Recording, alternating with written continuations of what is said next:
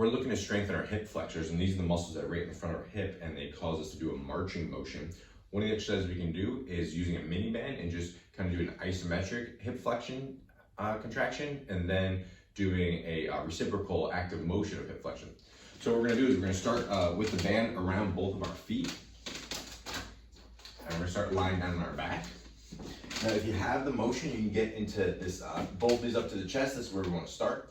So as I hold my knees up towards my chest here, and I straighten my other leg down, this leg that stays bent has to do an isometric contraction to maintain that position. Right? So as I straighten my leg more, it creates more tension. Right? And I can just do it like that, where I'm working on just having an isometric contraction of this hip flexor. And I can alternate legs if I'm trying to work on both of those.